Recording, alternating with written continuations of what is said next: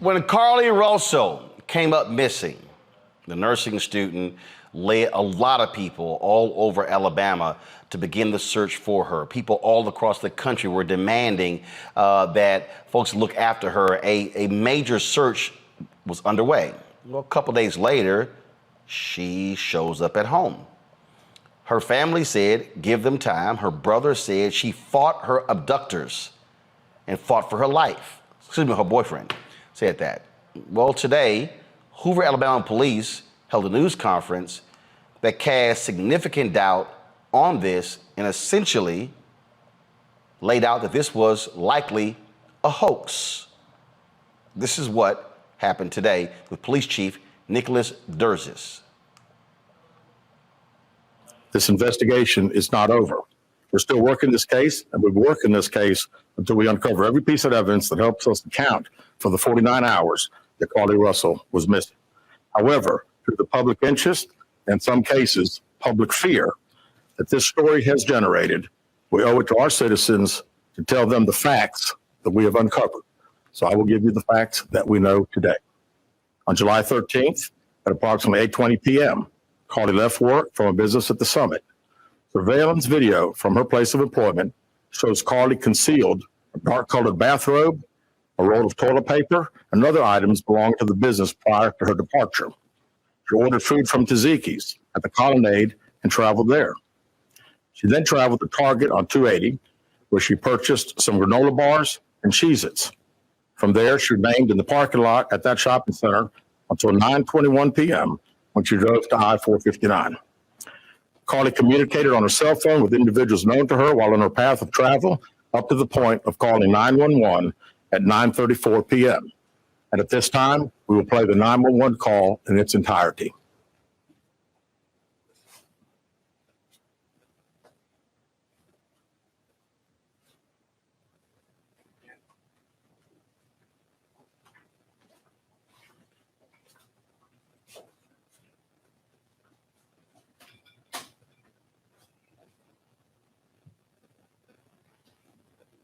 Hi, I am on Interstate 459, and there is a kid just walking by themselves. Oh, hold on. Where on 459 are you? I'm right next to the exit 10 by the cover bed, like you got my minute. Okay, so you're before that exit? Yes. Okay, and were you headed southbound or northbound? Okay, 480. Towards Tuscaloosa. Okay. And was the child on the left or right side? On the right side. Were they walking northbound or southbound? They're walking towards Tuscaloosa. Walking southbound? Or how old is they like? Like a toddler, like maybe like 3 or 4. Did you go under with them? Are you still with them? Are you with the child right now? No, I'm getting out of the car. Do you mind saying anything about it? Yeah, sure, yeah. What kind of car are you in? I'm in a Mercedes-Benz. I mean, it's a sedan.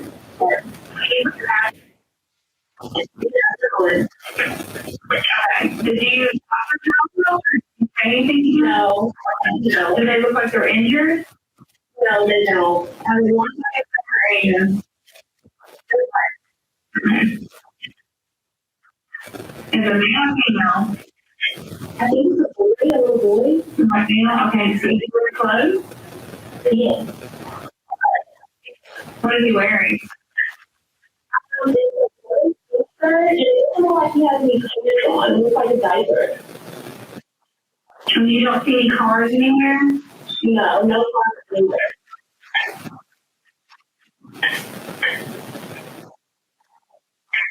Okay.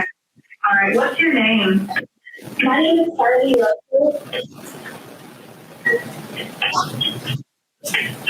You don't rush off from work. No, but I can't really see that I did. Okay. Try to keep an eye on them for the best you can.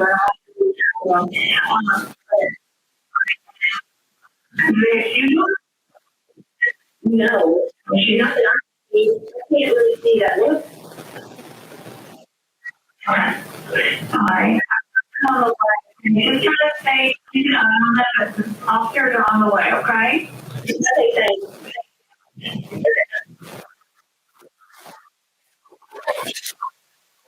Relative, after speaking with the 911 operator, she went missing during that conversation sometime after 9:36 p.m. Traffic camera footage depicted this portion of the incident. That footage was analyzed as part of the investigation in conjunction with the 911 call and cell phone data to accurately determine the time frame.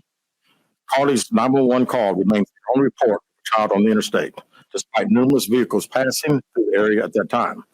No one has called to report that a child is missing, and the Hoover Police Department did not locate any evidence of a small child walking down the interstate. Data from Carlee's phone, including her Life 360 app, shows that she traveled approximately 600 yards in a vehicle while she was on the phone with 911, stating that she was following a child. 600 yards. That is 6 football fields straight. 600 yards. The Hoover 911 Center received a second call from Carlee's mother, stating that a relative was on the phone with her when they heard Carlee scream, and then they had an open phone line. Hoover police officers arrived on the scene within 5 minutes of being dispatched. Several other officers arrived shortly. They located Carlee's wig and cell phone in the grass near the vehicle. Her purse was located in the front seat of her vehicle with her Apple Watch in the purse. The food she ordered for Tzatziki's was also in the car. The items she purchased from Target, as well as the items taken from her place of employment, were not in the vehicle, nor were they located anywhere around the scene. Hoover police deployed all available assets from the point in the search for Carlee. Additional resources were called in to include our own drone unit, crime scene investigators. Numerous detectives responded to the scene. Throughout the day Friday, officers from surrounding local and federal agencies assisted Hoover police in the search for Carlee Russell. Officers returned to the scene on 459 the thorough line search for evidence. K-9 teams from the Jefferson County Sheriff's Department responded to check for any sign of Carlee, the child that she claimed to see, and anything else that could be considered evidence in this case. Those searches all turned up empty. Private citizens, including search parties organized by our family, friends, began looking everywhere that they could to find any trace. These searches took place throughout the day Friday and again on Saturday, yielding nothing. At 10:44 p.m. on July 15th, the Hoover 911 center receives a call from Carlee's residence stating that she returned home on foot. In subsequent investigations, detectives obtained surveillance footage of Carlee walking down the sidewalk alone prior to arrival at her residence. She was conscious and speaking with paramedics when she was transported to UAB. Detectives were able to obtain a brief statement from her prior to being treated and released. During the statement, she told detectives that while traveling down the interstate, she saw a baby walking down the side of the road and called 911. She stated when she got out of her vehicle to check on the child, a man came out of the trees and mumbled that he was checking on the baby. She claimed that the man then picked her up and she screamed. She stated he then made her go over a fence. She claimed he then forced her into a car, and the next thing she remembers is being in the trailer of an 18-wheeler. She stated that the male was with a female. However, she never saw the female, only hearing her voice. She also told detectives she could hear a baby crying. She told detectives the male had orange hair with a bald spot on the back. She said she was able to escape the 18-wheeler and fled on foot, only to be captured again and then was put in a car. She claimed she was then blindfolded but was not tied up because the captor said they did not want to leave impressions on her wrists. She said that they took her into a house and made her get undressed. She believes they took pictures of her, but she does not remember them having any physical or sexual contact. She stated the next day she woke up and was fed cheese crackers by the female. She said the woman also played with her hair, but could not remember anything else. At some point, she was put back in a vehicle she claims was able to escape while it was in the West Hoover area. She told detectives she ran through lots of woods until she came out near her residence. During this interview, detectives noted that Carlee had a small injury to her lip, and she claimed that her head was hurting. She also had a tear in her shirt. Detectives also noted that she had $107 cash in her right sock. Out of respect for Carlee and her family, detectives did not press for additional information in this interview and made plans to speak with her in detail after giving her time to rest. Detectives continue analyzing data from Carlee's cell phone that was left behind at the scene. We enlisted the help of the United States Secret Service in conducting this analysis. Part of what data includes several internet searches in the days leading up to her disappearance that I think are very relevant to this case. On July 11th at 7:30 a.m., the term "you have to pay for an Amber Alert" was searched. On July 13th at 1:03 a.m., the day of her disappearance, the term "how to take money from a register without being caught" was searched. On July 13th at 2:13 a.m., the day of her disappearance, the term "Birmingham bus station" was searched. On July 13th, 2:35 a.m., a search for a one-way bus ticket from Birmingham to Nashville was conducted with a departure date of July 13th.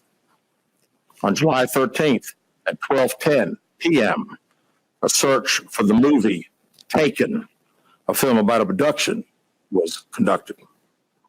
There were 2 searches related to Amber Alerts on a computer at Carlee's place of employment, including one regarding the maximum age of an Amber Alert.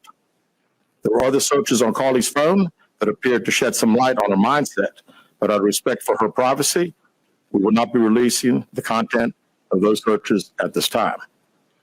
We've asked to interview Carlee a second time, but have not been granted that request. As you can see, there are many questions left to be answered, but only Carlee can provide those answers. What we can say is that we've been unable to verify most of Carlee's initial statement made to investigators, and we have no reason to believe that there is a threat to the public safety related to this particular case. All right, folks, back to that Roland Unfiltered video in just one moment. For decades, the tobacco industry has deliberately targeted Black communities and kids with marketing for menthol cigarettes. It's had a devastating impact on Black health. Tobacco use claims 45,000 Black lives every year.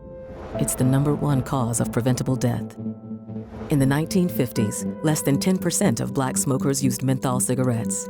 Today, it's 85%. Ban menthol cigarettes. Save lives. When you talk about Blackness and what happens in Black culture, we're about covering these things that matter to us, speaking to our issues and concerns. This is a genuine people-powered movement. There's a lot of stuff that we're not getting. You get it, and you spread the word. We wish to plead our own cause.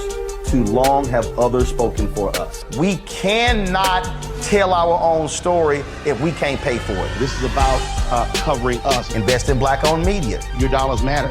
We don't have to keep asking them to cover our stuff. So please support us in what we do, folks.